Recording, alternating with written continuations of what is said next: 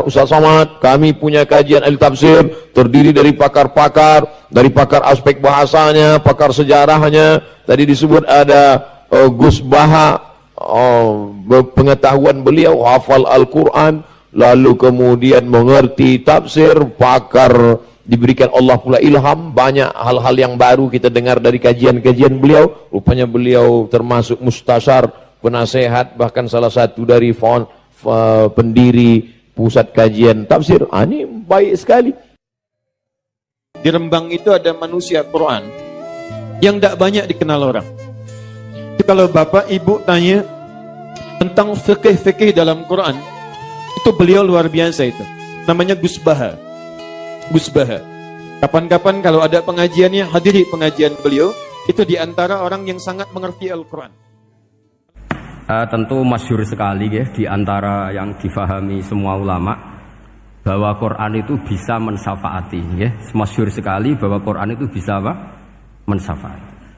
Bahkan syafaatnya Quran itu bedanya dengan syafaatnya Nabi adalah syafaatul Quran ini menghalau atau menghadang orang biar gak sampai kena azab.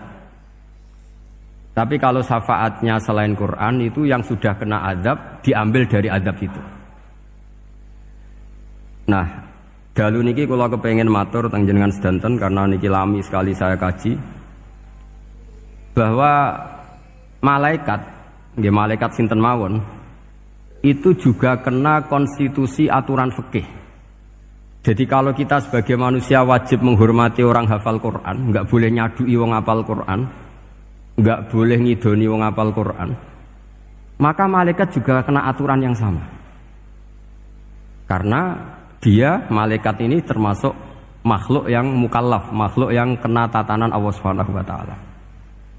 Sehingga Rasulullah sallallahu alaihi wasallam dawuh, surat Tabarok disebut Al-Munjiyah, Al-Waqiyah. Surat yang bisa menyelamatkan yang hafal dari siksa kubur. Pokoknya singkat cerita, ada orang itu fasik, mungkin ya layak disiksa. Pas sampai disiksa malaikat, surat Tabarok muncul menjelma sebagai seseorang. Kalau kamu menyiksa orang ini berarti nyiksa saya. Terus kata malaikat, anti min kalamillah, ya rujuknya memang perempuan karena surah itu dari muannas karena ada taknya. Anti min kalamillah, kamu ini termasuk kalamullah. Wa ana akrahu musa'ataki, tentu aku enggak berani menyiksa kamu. Ya terus berdebat kata malaikat, ini orang enggak benar, ini orang fasik, saya harus mukuli dia. Kata surat Tabarok, sak fasik-fasiknya aku iku ning atine. Kena nyiksa dekne nyiksa aku. Wahnya debat karena enggak ada mahkamah konstitusi. Terus walhasil terus malaikat bilang gini, ya sudah kita lapor kepada Allah Subhanahu wa taala. Lapor, akhirnya surat Tabarok ini cerita ke Allah, ya Allah, ini orang setiap kali datang ke saya dari sekian surat-surat yang ada di Quran, orang ini milih saya. Yang dipelajari ya saya, yang dihafalkan juga saya. Ini kata surat Tabarok kepada Allah. Jika orang ini hafal saya tidak ngefek ke dia untuk tidak disiksa, maka mendingan saya tidak termasuk kitabika, saya tidak termasuk Quran saja. Wong jadi Quran ora iso nyafaati. Terus kata Allah, lho kowe kok emosi kata Allah. Ya harus emosi dong Gusti. Masa wis dadi Quran kok gak iso nyafaati sing hafal. Terus kata Allah, wis pek aman. Makanya terus banyak orang ngapalkan surat Tabarok. Ya ini sekaligus ijazah nih. Untuk meradam kemarahan malaikat niku apal surat Tabarok. Syukur-syukur apal 114 surat. Oh niku malaikat sinten mawon pun kena. Cukup apal Tabarok. Sehingga adatnya orang-orang Jawa selain apal Yasin itu apal Tabarok. Nah saya itu lama sekali mempelajari bab ini. Ternyata di antara pokoknya itu satu, karena malaikat itu kena aturan fikih. Nggih imut nggih, malaikat itu juga kena aturan fikih. Jika orang hafal Quran itu haram disadui, kita haram menghinakan, maka malaikat juga kena aturan tidak boleh menghinakan orang yang hafal Quran. Dan alhamdulillah di banyak surahul hadis, hafal Quran itu maknanya tidak harus hafal semuanya. Orang boleh hanya hafal Tabarok, boleh hanya hafal Waqiah. Itu kalau kamu hafal betul, surat ini juga bisa berdiri sendiri mensyafaati Anda. Kayak ini surat Tabarok, beliau matur kepada Allah Subhanahu wa taala, Redaksinya gini, inna fulanan amida ilayya min baini kitabika fata'allamani wa ta'alani. Jadi dari sekian surat yang ada di Quran, orang ini selalu milih saya ya Allah. Jadi gampangannya surat Tabarak, wong saya diprioritaskan orang ini, kok saya dingin-dingin saja ketika mau jenengan siksa, ini enggak fair. Apa gunanya saya sebagai kalamullah, sebagai kalamuka ya Allah, kemudian tidak ngefek kepada orang ini. Akhirnya walhasil sama Allah surat Tabarak diberi hak syafaat. Makanya akhirnya semua ulama ijma' yang bisa mensyafaati itu adalah satu Quran, dua Rasulullah SAW, ketiga orang-orang soleh dan seterusnya. Tapi yang penting dari ngaji ini adalah bahwa malaikat itu kena konstitusi. Makanya saya punya ijazah untuk jenengan. Malaikat itu bisa diteror, sampean tenang saja. Malaikat itu bisa diteror, bisa dibully. Masyhur itu di cerita Nurul Dhulam, karangannya Senawawi. Sayyidina Ali yang mbahnya Habib Ali ini, Sayyidina Ali bin Abi Thalib.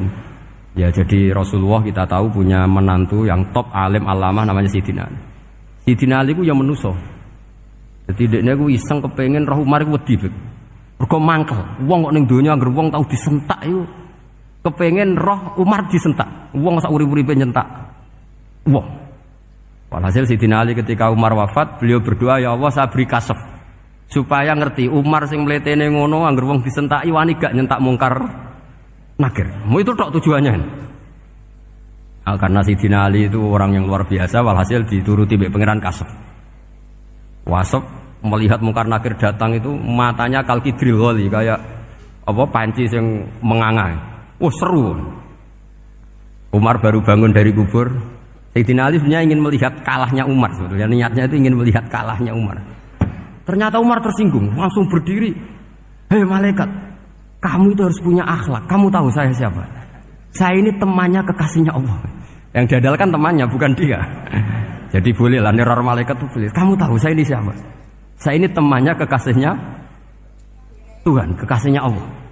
Ya ke sapa? Kancane Nabi Muhammad. Itu panik mungkar nakir.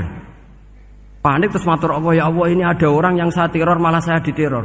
Siapa dia? Umar, temannya kekasihmu. Kata Allah, yo kowe iku yo sing di akhlak sithik, mosok ambek kancane Nabi gitu. Semenjak itu terus sopan, jawab mungkar nakir. Tapi Sayyidina Ali gagal ngelihat Umar kalah. Padahal cita-citanya kepengin Umar itu sekali-kali kalah. Jadi ada sekian cara untuk apa kalau dibahasakan untuk meredam malaikat. Masyhur ada ulama alim alamah pekerjaannya mengajar tauhid. Ajar tauhid lah, mungkin tauhid primbon sampai tauhid apa. Ketika meninggal sama malaikat masih ditanya marbuka manabuka dan seterusnya. Imam Malik datang, "Hei malaikat, ini guru tauhid, saurip-uripe mulang tauhid. Kowe ora tau mulang kok takok sing tukang mulang. Sing sopan." Ya sudah enggak usah tanya. Jadi cerita seperti ini mungkin orang lain boleh nggak percaya, tapi itu mudawwan, dibukukan di beberapa kitab, dan saya percaya itu karena secara umum kaidahnya adalah ala inna auliya Allahi la khaufun alaihim wa lahum yahzanun.